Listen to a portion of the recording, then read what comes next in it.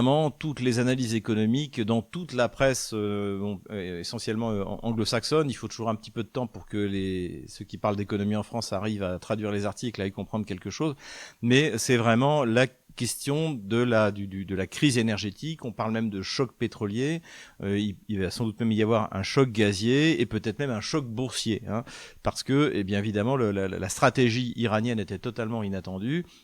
Vraisemblablement, Tel Aviv et Washington s'attendaient à des bombardements sur Israël, mais finalement il y en a eu, et beaucoup, mais l'Iran ne s'est pas contenté de faire ça. L'Iran a attaqué les pays où il y a des bases américaines dans le Golfe, c'est-à-dire partout. Voilà. Et donc notamment, on a eu des bombardements sur la base américaine de Doha. Il y a pour des milliards de dollars de dégâts, notamment sur les radars extrêmement performants de détection à lointaine mise en place sur ces zones par Washington. À Riyad, il y a un centre de la CIA qui a été détruit et en plus également, les Iraniens se sont attaqués à Microsoft, à Amazon, donc c'est des centres de base de données qui ont été détruits ou en tout cas largement endommagés.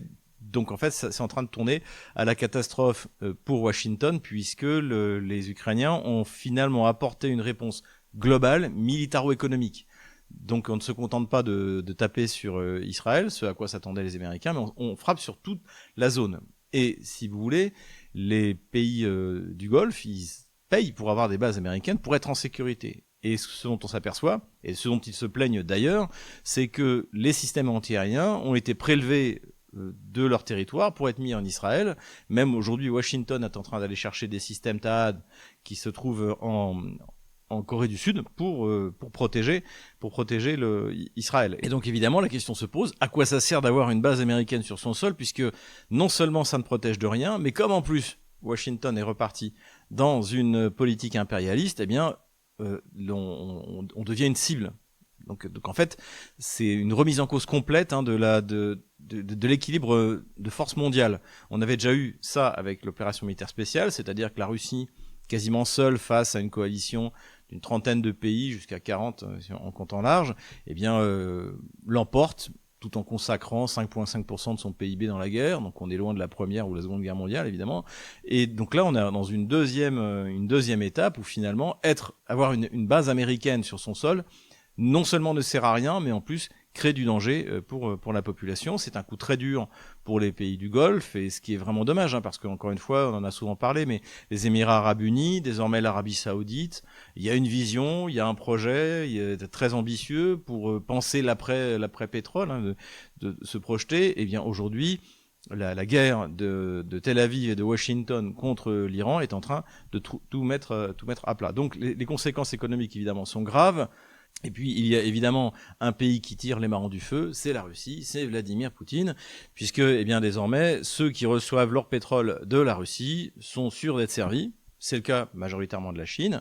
L'Inde, qui commençait alors qu'il n'avait pas tout interrompu, encore une fois, en plus c'est de plus en plus difficile à suivre, notamment pour les systèmes de paiement, les systèmes de transport, ça passe de tanker à tanker. Mais l'Inde, sous la pression de Donald Trump, avait commencé à diminuer ses importations de pétrole russe, et là c'est exactement l'inverse, parce que de toute manière, elle n'a pas le choix. Donc ceux qui vont être touchés par le blocage du détroit d'Ormuz, par le fait que le Qatar a arrêté l'extraction du gaz qui est censé être livré notamment à l'Europe, eh bien ce sont notamment les Européens. Donc là, attendez-vous à voir l'explosion du prix à la pompe, l'explosion du prix de l'énergie. Donc en plus des sanctions débiles qui ont été mises contre la Russie, eh bien là on va avoir cette attaque globale et économique de l'Iran contre les intérêts occidentaux essentiellement. Donc ça, c'est les conséquences économiques les plus visibles que vous trouvez dans toute la presse spécialisée, mais il y en a une autre conséquence dont m'a fait part un de mes amis qui travaille précisément dans les investissements boursiers, c'est qu'a priori les gros acteurs se préparent, si l'opération de Trump continue encore une semaine, 15 jours, à un crack, à ce qu'on m'a dit, équivalent de l'année 2008. Crack de 2008. Donc c'est quelque chose qui peut faire très très mal parce que en fait l'économie américaine est très fondée en fait sur l'investissement dans la bourse, notamment les fonds de pension, les retraites, etc., etc. Et donc si tout d'un coup on voit que ça s'effondre, ça risque de provoquer des remous. Donc bon, je suis assez d'accord avec l'analyse qui a été faite notamment par Régis de Castelnau, c'est-à-dire que Le mandat de Trump est mort. Il a commis, on va en reparler, les raisons pour lesquelles il a commis cette erreur, une énorme erreur qui va lui coûter très cher, qui coûte très cher au camp MAGA parce qu'en fait le MAGA se rebelle et ça va avoir des conséquences. Donc il y a une conséquence immédiate, ça va être l'augmentation du prix à la pompe aux États-Unis, parce que contrairement à la Russie, quand les prix du pétrole augmentent, eh bien les acteurs privés répercutent cette augmentation du prix aux États-Unis, même si les États-Unis sont quasiment autosuffisants en matière de pétrole. Si les prix augmentent sur le marché, eh bien, ça s'est répercuté. En Russie, comme l'a rappelé d'ailleurs le porte-parole du Kremlin, Peskov, tout est sous contrôle. Il est hors de question qu'une augmentation du prix à l'export se traduise par une exportation massive du pétrole, ce qui ferait qu'il y aurait un manque pour la Russie. Donc c'est encore une fois, l'impact économique va être monstrueux. La stratégie iranienne est remarquable. Ce qui est remarquable aussi, c'est la déclaration de Vladimir Poutine, donc mercredi, qui était interviewé au sujet de ça. Nous disant, les Européens, là, finalement, ils vont peut-être être obligés de revenir acheter encore plus de gaz russe, alors qu'ils ont pris il y a un mois un règlement pour empêcher les pays européens d'acheter précisément du gaz russe. Donc d'abord du gaz naturel liquéfié, ça c'est début 2027, et fin 2027, du gaz par le pipeline. Donc la Slovaquie, la Hongrie, on l'a dit, contestent ce règlement qui va contre les fondements de l'Union européenne, puisqu'en matière énergétique, les pays sont indépendants. Donc là, l'Union européenne, en fait, utilise sa capacité de pouvoir mettre des taxes, en fait, c'est ça, pour empêcher les pays européens d'importer du gaz et du pétrole russe. Mais sur le gaz liquéfié, évidemment, ça concernait notamment en premier lieu la France. Nous sommes le premier importateur de gaz russe. LNG, en plus, c'est du gaz qui est produit par une société franco-russe, de Total et Novatec. Donc en fait, ce règlement a été pris, la France n'a pas bougé. Comme d'habitude, Macron s'est soumis. Donc on en était là, on en avait parlé, et puis là, tout d'un coup, en fait, il va falloir en importer sans doute encore plus. Et là, ce qui est intéressant, c'est la déclaration de Vladimir Poutine en disant « Oui, enfin bon, après tout, pourquoi se donner de la peine pour ce marché avec des partenaires qui ne sont pas fiables et qui ont une politique énergétique absurde ?» puisqu'ils se sont tirés une balle dans le genou, d'autant plus qu'encore une fois, la guerre est perdue par l'Ukraine. Donc il serait temps de lever les sanctions sur le gaz. Ça a détruit l'industrie allemande, ça a détruit l'industrie française. Souvenez-vous des manifestations des boulangers, des pâtissiers, parce que les prix de l'électricité n'étaient plus recevables. Donc en fait, non, mais il y a un tel fanatisme anti-russe, encore une fois, c'est l'idéologie. En plus, c'est aussi une marque du socialisme français, c'est-à-dire que toute considération économique est soumise à l'idéologie. Le marché, c'est comme si le marché n'existe pas. Mais il n'y a pas assez de gaz sur le marché en dehors des Russes, peu importe. Le décret a été pris, c'était déjà le cas avec Mitterrand, Michel Rocard en a parlé, donc en fait c'est profondément ancré dans la classe dirigeante socialiste, c'est-à-dire que les décisions économiques, les règles économiques, le marché, tout ça est soumis, va se soumettre automatiquement au décret du prince. On a connu ça en 2022, Bruno Le Maire s'apercevant automne 2022 que le gaz américain coûtait 4 fois plus cher que le gaz russe, et en se disant il faut en parler à Joe Biden pour qu'il baisse les prix. Comme si c'était Joe Biden qui décidait des prix du marché du gaz. Donc on est vraiment dans ce moment absurde, et évidemment la Russie est fatiguée de commercer avec des pays socialistes et préfère travailler avec des pays sérieux qui adaptent les prix de ce qu'ils achètent ou de ce qu'ils vendent au marché. Et les Russes sont prêts à faire des remises significatives quand vous avez un client fiable comme la Chine. Parce qu'en fait, vous avez un client de long terme, et donc quand on a été dans le business, on le sait, on est prêt à écraser les prix pour garder un client aussi fiable. Voilà. L'Inde, d'ailleurs, je pense, va payer sa pusillanimité vis-à-vis de Washington. En tout cas, aujourd'hui, le prix du Brent, qui est un peu le prix de référence, il est à $80, et tandis que donc ça veut dire que le Loural doit être à un peu plus de $60 le baril, sachant que le budget russe, il doit être calculé, je crois, pour 2026, quelque chose comme entre 40 ou $50 le baril. Donc tout ça, c'est en plus, tout ça va aller dans le fond du bien-être national, le fonds souverain russe qui va encore exploser les records, et je vous parle pas des réserves de change. Donc voilà, et moment économique extrêmement important avec cette attaque stupide de Donald Trump contre l'Iran. Économie pour finir, le FMI va accorder un prêt à l'Ukraine de 8,1 milliards de dollars. Alors c'est rien en fait, c'est sur 4 ans en plus, après sur 4 ans.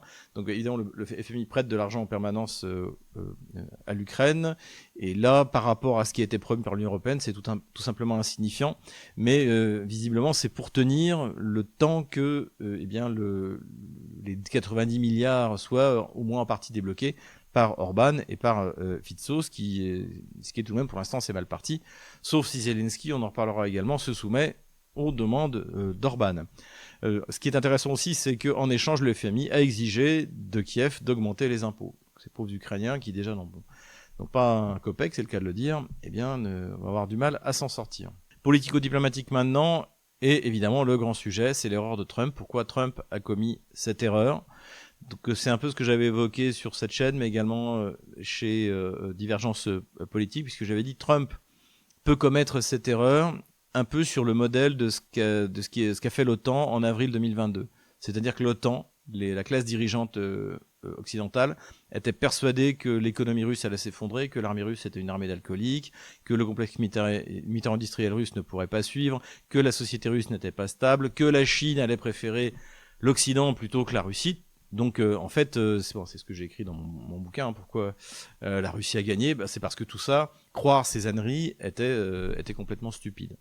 Donc la Russie a gagné le 24 février 2022, mais les Occidentaux ne le savaient pas encore, et là j'ai l'impression qu'on a affaire à la même chose, c'est-à-dire que vraisemblablement Netanyahou et le lobby pro-israélien aux États-Unis, sans doute aussi par le fait que Trump s'est mal entouré de gens assez limités comme Pete Hegseth, donc qu'il a cru qu'en fait ils allaient pouvoir lancer une offensive sur le modèle vénézuélien, capturer ou tuer l'ayatollah Khamenei, et que cela allait provoquer un effondrement, rappelez-vous, provoquer l'effondrement du régime des Mollahs, comme ils disent. En fait, c'est pas du tout ce qui s'est passé. Oui, effectivement, ils ont tué Khamenei, mais là, et je suis d'accord d'ailleurs avec Jacques Sapir, je pense que Khamenei s'est sacrifié.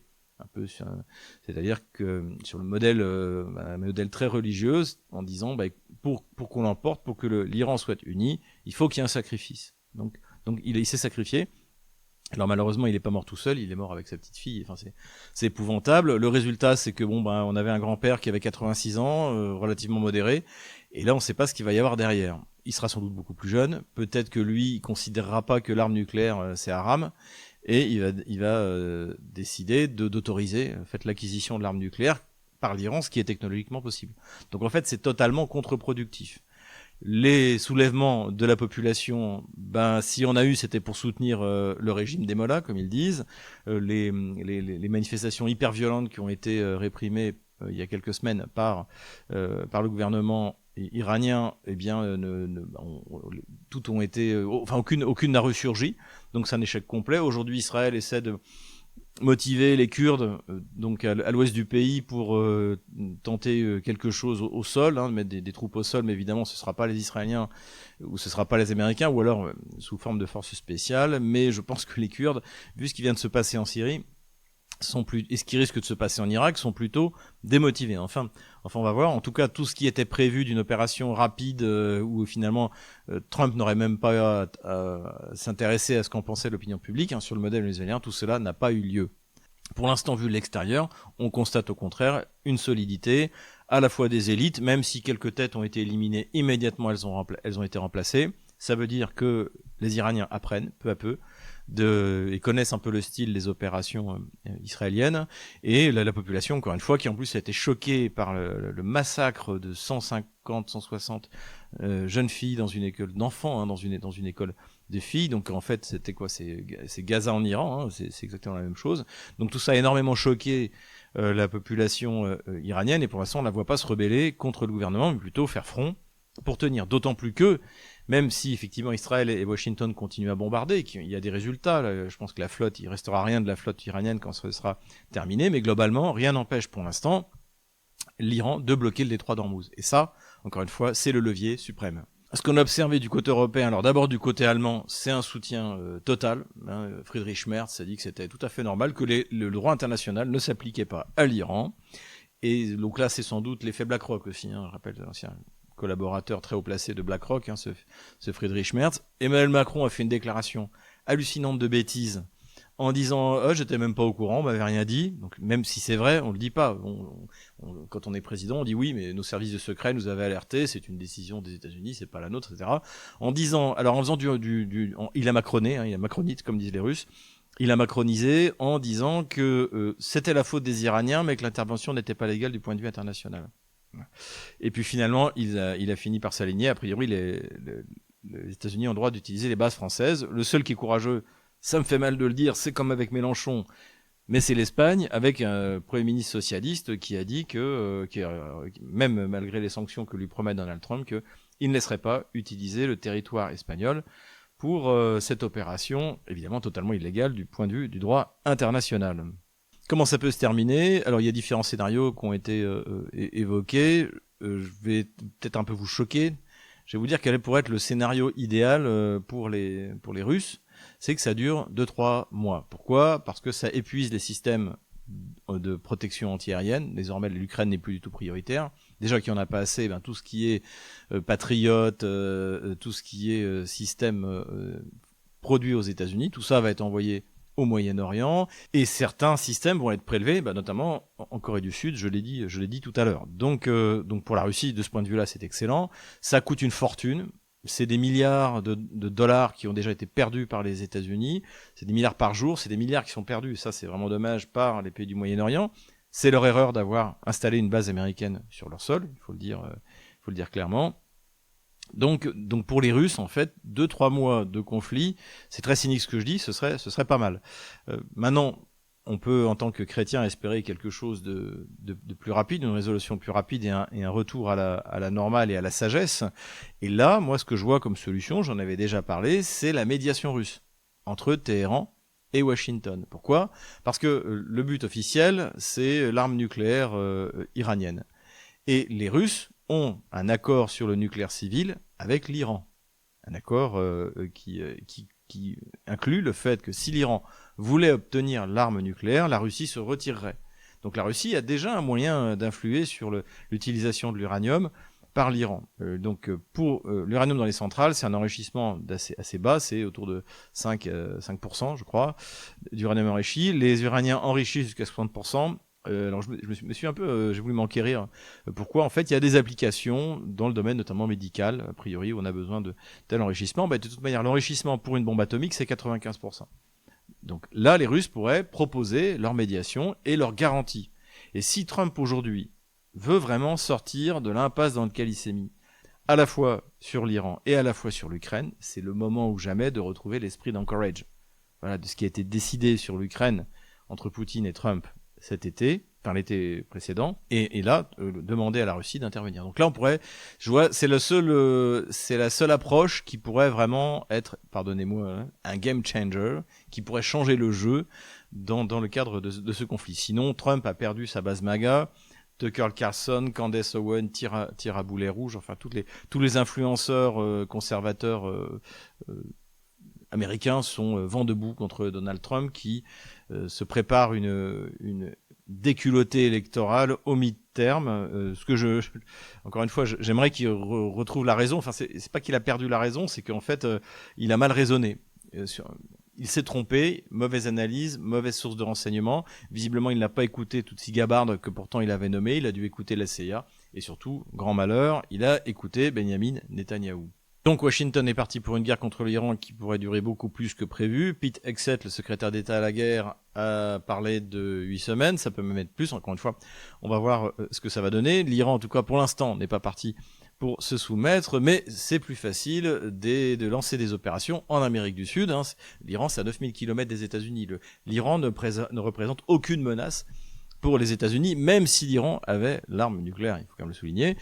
Donc finalement, les États-Unis continuent leurs opérations en Amérique du Sud. Donc après avoir mis la main sur les ventes de pétrole vénézuéliennes, ils mettent la main sur l'or vénézuélien. Et puis les opérations donc anti-cartel ont continué cette fois en Équateur. Donc là, on voit que de ce point de vue-là, l'Amérique aux Américains, le continent américain à l'Amérique du Nord, ça a l'air de plutôt bien se passer pour Donald Trump, mais ça ne fera pas oublier l'Iran, bien entendu.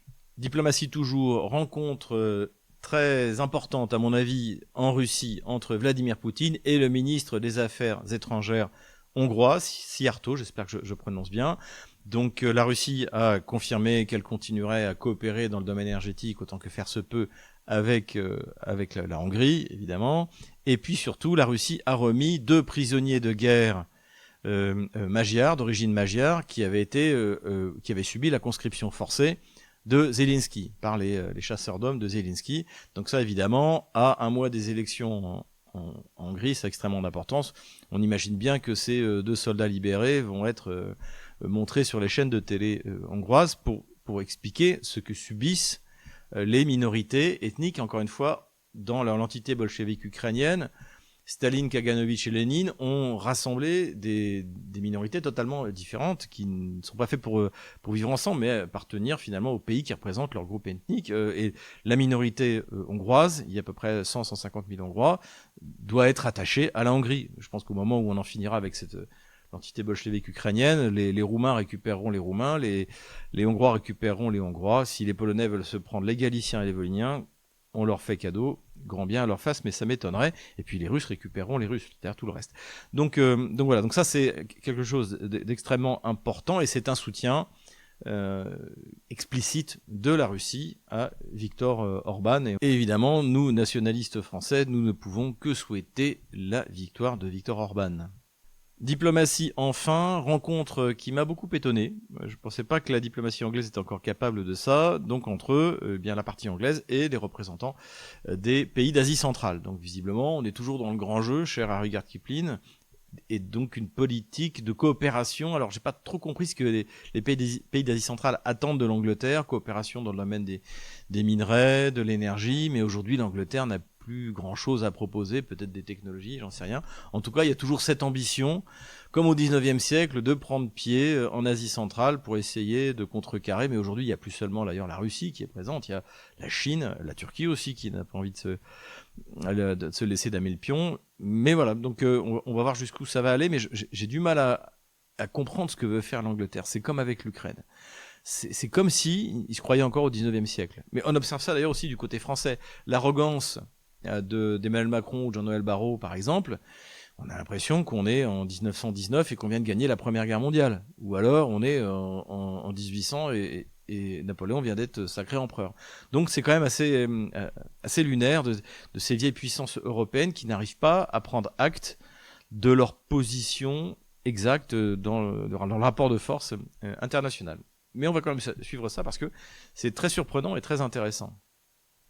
Terrorisme maintenant, alors je ne vais pas revenir sur l'assassinat de Khamenei et de sa famille, encore une fois je pense comme Jacques Sapir qu'il s'est sacrifié pour unifier son pays autour d'un sacrifice, mais ce qui est intéressant c'est en même temps, on voit à quel point la civilisation judéo-chrétienne, donc qui prône l'assassinat, qui légitime, qui légalise l'assassinat d'un dirigeant, au lieu d'essayer même de lui faire la guerre, mais de se retrouver avec lui un moment pour négocier un traité de paix, hein, ce qui s'est passé avec la Russie d'ailleurs, on se souvient, ce pauvre Zelensky était terrorisé au début 2022, il a appelé Naftali Bennett, hein, le premier ministre israélien de l'époque, c'est d'ailleurs lui qui l'a raconté, pour lui demander à Poutine si Poutine voulait le tuer. Poutine a dit non, je ne veux pas le tuer, on veut signer un accord.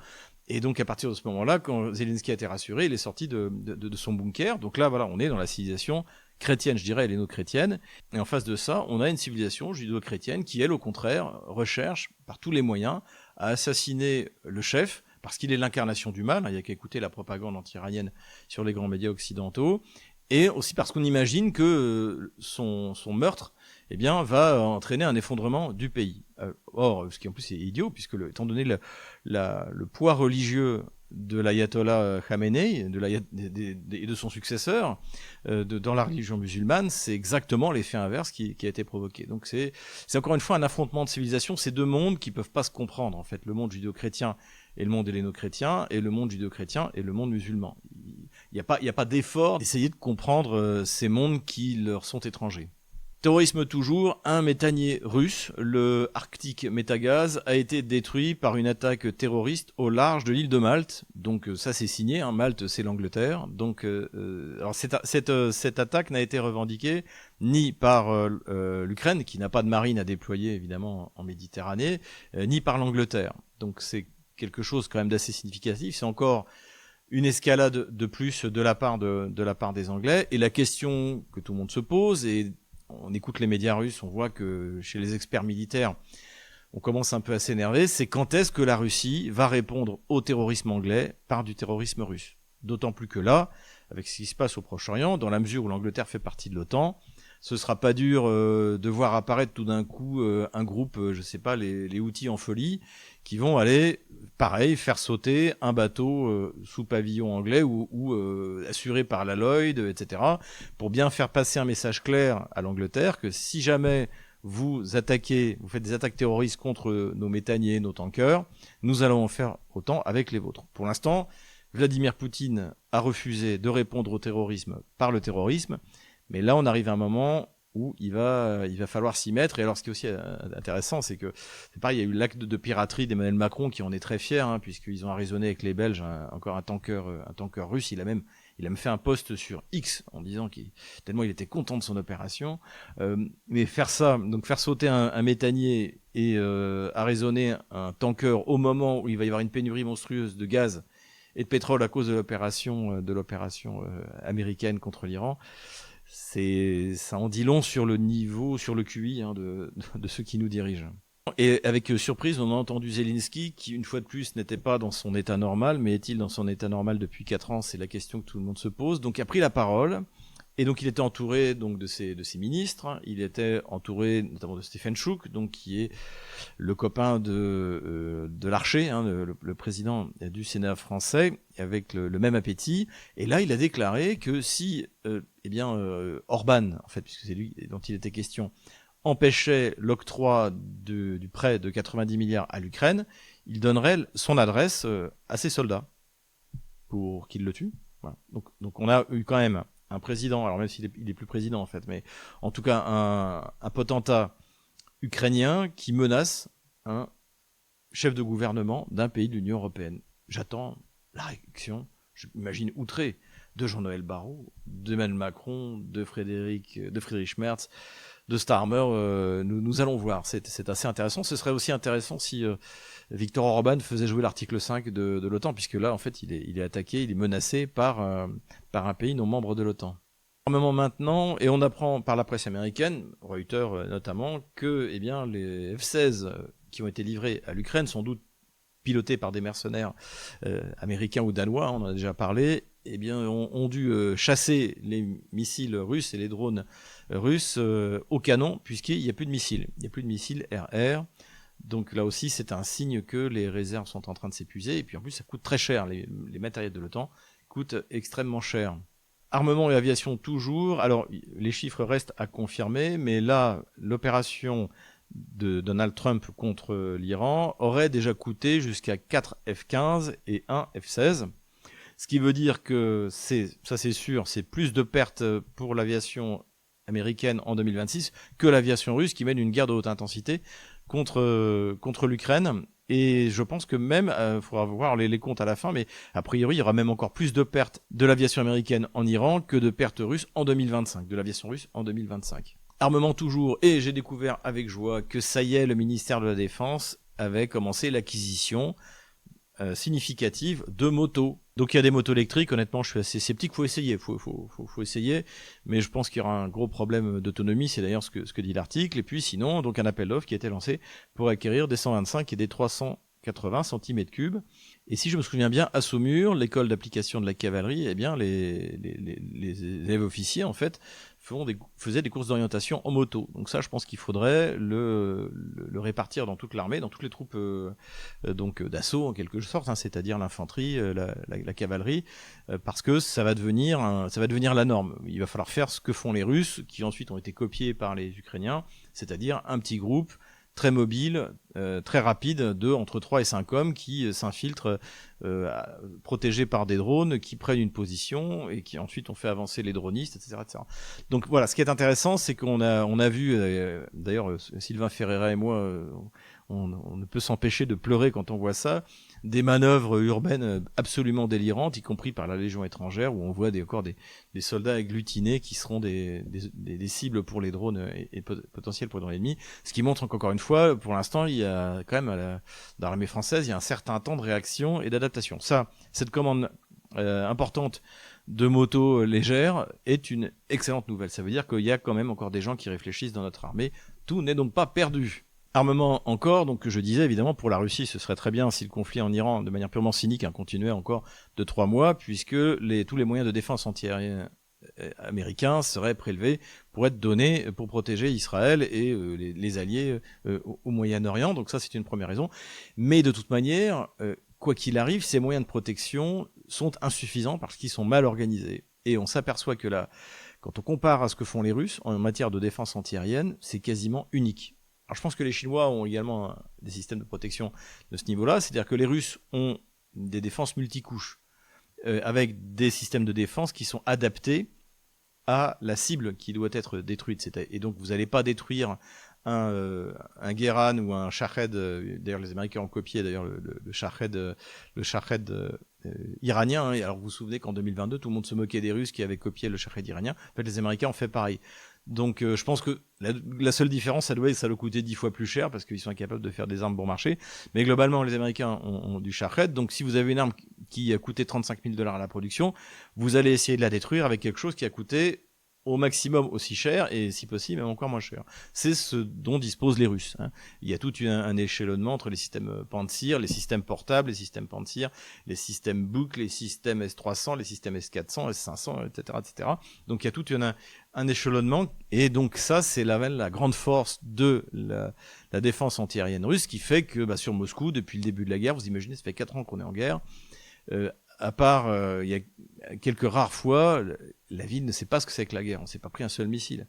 Alors qu'à Kiev, ils regardent passer les vecteurs russes, y compris d'un truc aussi lent que le Shahed, et le Guéran, pardon, version russe, et qui sont incapables d'arrêter, parce que leur système de défense antiaérienne n'est pas bon. Ils n'ont pas su développer par rapport au système soviétique, et donc ils se sont vus dotés de systèmes occidentaux qui coûtent une fortune.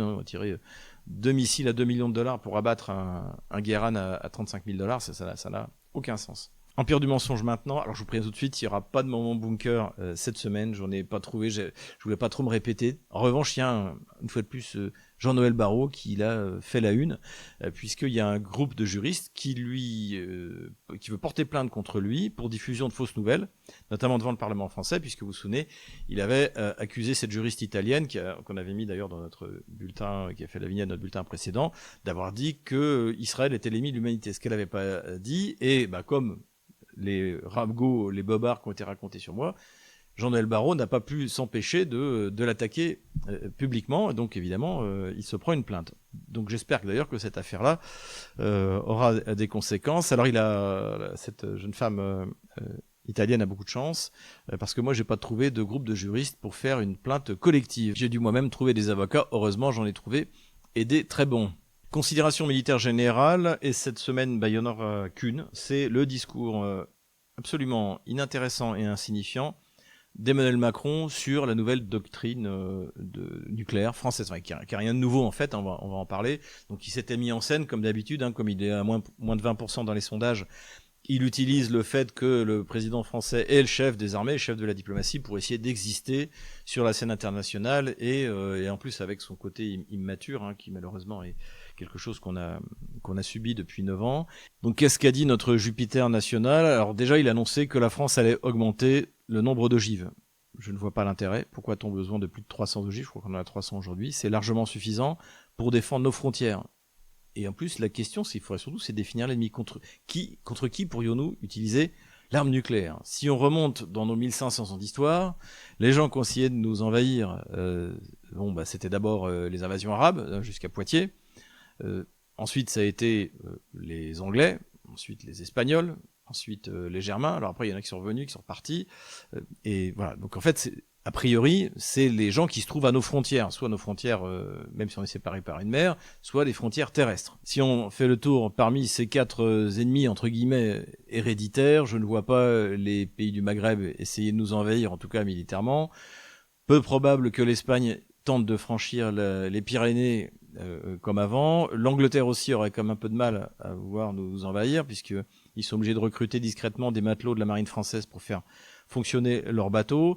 L'Allemagne, là je suis assez d'accord avec Todd, avec Édouard Husson, peut-être avoir un petit côté inquiétant, notamment avec Friedrich Merz, qui veut la plus grande armée du monde. Mais justement, c'est pour ça qu'on a précisément ces 300 ogives qui suffisent largement. Donc c'est sans doute une manière pour Macron de répondre à la nouvelle exigence russe qui dit dans la mesure où la France est un État esclave des États-Unis, leurs 300 ogives doivent être considérées comme des ogives américaines, puisque quoi qu'il arrive, la décision sera prise à Washington. Donc c'est sans doute une manière de répondre à ça en disant on vous dira même pas combien on en a. Bon. Il aurait été plus simple de dire non, nous ne sommes pas un pays esclave des États-Unis. Et donc notre défense est, comme à l'époque du général de Gaulle, tous azimuts contre n'importe quel pays qui va essayer de nous envahir. Ça aurait été la bonne réponse. Et puis, la deuxième point, c'est qu'il est prêt à étendre, on pourrait en discuter, de la protection du parapluie nucléaire français sur certains pays qui en auraient besoin en Europe. Donc ça, c'est du bidon. De toute manière, on n'utilisera pas l'arme nucléaire si la Russie ou la Pologne, d'ailleurs, envahit la Lituanie. C'est pas comme ça que ça se passera. Donc là aussi, c'est du vent. Et surtout, pour finir, il a dit, mais quoi qu'il arrive, la décision d'emploi sera prise au niveau français. Donc en fait, comme d'habitude. Donc, en même temps, donc ce discours est insipide. Il a macronisé, macronite, comme disent les Russes. On l'a vu arriver en avion. Et là, il a pris la parole devant le hangar du sous-marin nucléaire. Donc c'est surtout de la mise en scène. Ça n'a absolument aucun intérêt. Et finalement, je pense que ça va faire rire tout le monde à l'international, comme d'habitude avec Emmanuel Macron. Et nous revoilà sur la carte des opérations militaires. Donc il y a eu toujours des frappes dans la profondeur, pas beaucoup sur le territoire russe, plus sur le territoire ukrainien, mais dans l'ensemble c'était un peu plus modéré que les autres semaines. Juste pour vous montrer, voilà, le méthanier russe a dû être détruit à peu près ici, à cet endroit-là. Donc on attend de voir si les Russes décident de répondre au terrorisme anglais par le terrorisme et nous créer un groupe, le groupe des Houthis en folie qui n'aiment pas les bateaux anglais. À l'ouest du front de Zaporozhye, les Russes ont repris l'initiative et devraient pouvoir reprendre leur progression et reprendre Rychnoe à cet endroit-là et Vessilanka à cet endroit-là. Les Russes, malgré la soi-disant offensive victorieuse ukrainienne, et on a vu qu'il n'en était absolument rien, eh bien, continuent à progresser à l'est donc du front de Zaporozhye et se sont emparés de la localité de Gorkoye à cet endroit-là. Donc on voit là, encore une fois, c'est une ligne de défense encore qui est en train d'être percée par les troupes russes.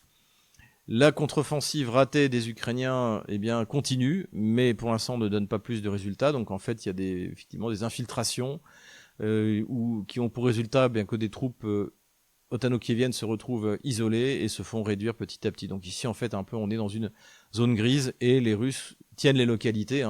Toutes ces localités elles sont tenues par les Russes. Et finalement, les troupes otano-kieviennes se retrouvent dans des situations qui sont absolument intenables.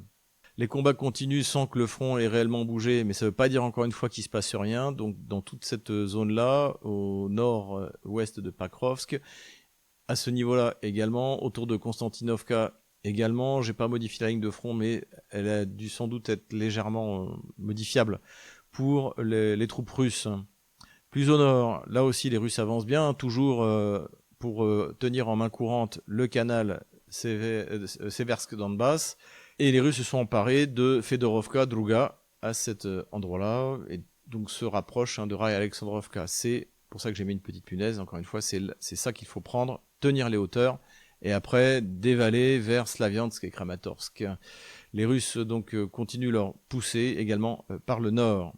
Le front de Liman a un peu bougé, donc il y a des combats très durs qui se déroulent à l'intérieur de la ville. Les Russes ont annoncé la prise de Drobushovo à cet endroit-là, ici comme vous le voyez, et également de Yarovaya à cet endroit-là. Donc ça peut permettre à terme un encerclement des troupes à Liman, dans la spécialité ukrainienne qui est de se faire encercler et réduire jusqu'au dernier. Et puis là aussi ça permet aux Russes de continuer à avancer vers Sviatogorsk où les combats continuent.